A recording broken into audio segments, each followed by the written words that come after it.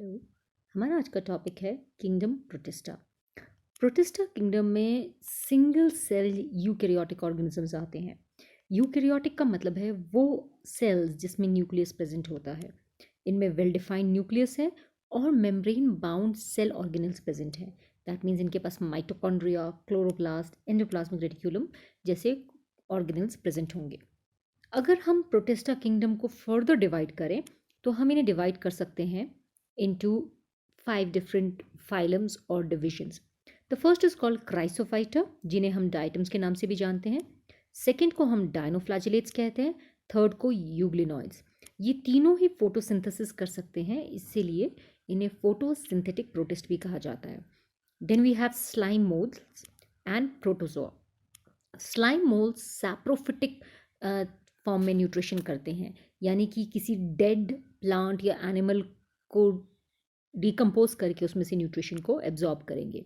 जबकि प्रोटोजोअन या तो प्रेडेटर्स हैं या पैरासिटिक है, यानी किसी दूसरे ऑर्गेनिजम्स को खा लेते हैं। Now let's talk about these phylums. तो सबसे पहले आता है हमारे पास क्राइसोफाइटा। क्राइसोफाइटा को अक्सर डायटम्स, डेस्मिड्स या गोल्डन एल्गे भी कहा जाता है। We also call them golden algae. क्योंकि ये फोटोसिंथेटिक हैं, therefore they have a chlorophyll present, और ये माइक्रोस्कोपिक होते हैं और इनको फाइटोप्लैंक्टन्स के नाम से भी जाना जाता है। फाइटोप्लैंक्टन्स के नाम से भी जाना जाता है।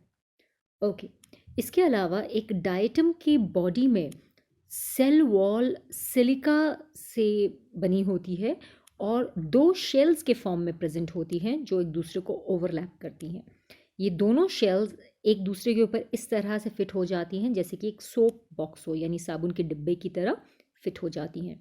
डायटम्स की सेल वॉल में सिलिका प्रेजेंट है, इसीलिए वो इनडिस्ट्रक्टेबल होता है, और जब ये डायटम्स मर जाते हैं तो मिट्टी के साथ मिक्स होकर ये डाइटोमेशियस अर्थ बनाते हैं।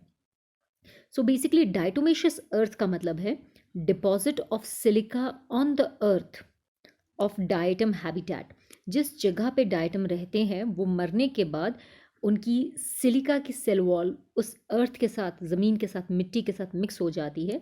इसे डायटोमेशियस अर्थ कहा जाता है। This diatomaceous earth is used in polishing, filtration of oils and syrups. बहुत इंपॉर्टेंट होती है, इससे डायनामाइट जैसी चीज़ें भी बनती हैं। ये आप देख सकते हैं गोल्डन कलर का माइक्रोस्कोपिक यूनिट, इसे डायटम कहते हैं। ये देखने में इस तरह से होता है। इसमें एक ऊपर का कवर है जिसे हम कहते हैं एपिथीका, और एक नीचे का कवर है जिसे हम कहते हैं हाइपोथीका, जिनको हम फर्दर अलग अलग बैंड्स में डिवाइड कर सकते हैं। This is a structure of A diatom.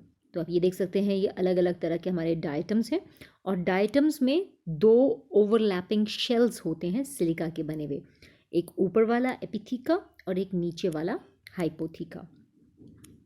ये डायटम्स के सेल वॉल जब मिट्टी के साथ मिक्स हो जाते हैं तो हम इसे बोलते हैं डायटोमेशियस अर्थ। ये diatomaceous earth is very rich in silica, इसीलिए इसे पॉलिश करने के लिए या फिल्ट्रेशन करने के लिए या टूथपेस्ट बनाने के लिए इस्तेमाल किया जाता है। हमारा अगला टॉपिक है डायनोफ्लैजिलेट्स। डायनोफ्लैजिलेट्स मेरीन, समुद्री होते हैं और फोटोसिंथेटिक होते हैं। इनका सेल वॉल सेल्यूलोज से बनता है। अक्सर डायनोफ्लैजिलेट्स में दो फ्लैजेला होता है, एक ट्रांसवर्सली फॉर्म में प्रेजेंट होता है और दूसरा फ्लैजेला इसका लॉन्गिट्यूडनली फॉर्म में प्रेजेंट होता है। एंड डायनोफ्लैजिलेट्स में एक बहुत कॉमन एग्जांपल है गॉनियोलक्स। ये गॉनियोलक्स की जब बहुत ज़्यादा ग्रोथ हो जाती है समुद्र में, तो समुद्र का कलर लाल हो जाता है जिसे रेड टाइड कहा जाता है। और इस गॉनियोलक्स की मात्रा जहाँ पे ज़्यादा होती है वहाँ पे ये टॉक्सिक प्रोटीन प्रोड्यूस करता है जिससे समुद्र की मछलियाँ मर जाती हैं। This is called a red Tide.